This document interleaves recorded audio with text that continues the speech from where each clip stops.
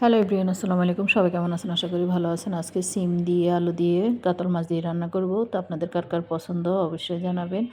আমার মেজো মেয়ে তো সিম খায় না। তার কথা হইছে সিম গাছ নাকি ছাগলে খাইছে কবে দেখছি হে, এর লেগে হে সিম খায় না। আচ্ছা যাক, ওর কথা বাদে দিলাম। সিম আমার অনেক পছন্দ। ছোটোবেলাতে মোটামুটি বাসি সিম দিয়া, ডিম দিয়া, রুটি দিয়ে আমার কাছে খুবই মজা লাগতো। ছোটোবেলায় কার কার এই জিনিসটা খাইছেন বা কার কার মনে আছে অবশ্যই জানাবেন। এই তো সিমগুলো দিয়ে দিলাম।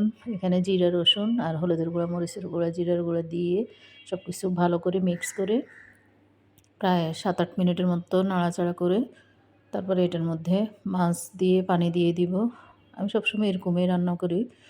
আর কার কার সিম পছন্দ অবশ্যই জানাবেন। আমার ছেলের তো অনেক পছন্দ। আমার ছেলে আমাকে সেদিন বলতেছে, সিমের দাম এত কম, তারপরেও তুমি প্রতিদিন কী জন্য রান্না করো না?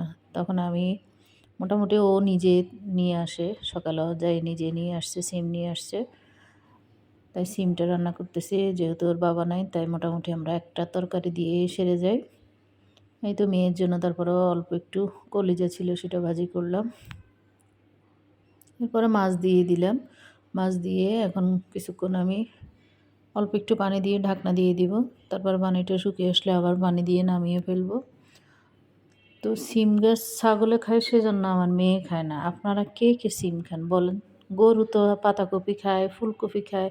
আমার মেয়ের আমি সেটাও বলছি, গরু তো পাতাকপি খায়, ফুলকপি খায়, তাহলে তুমি তো ওই দুইটা জিনিস অনেক পছন্দ করো।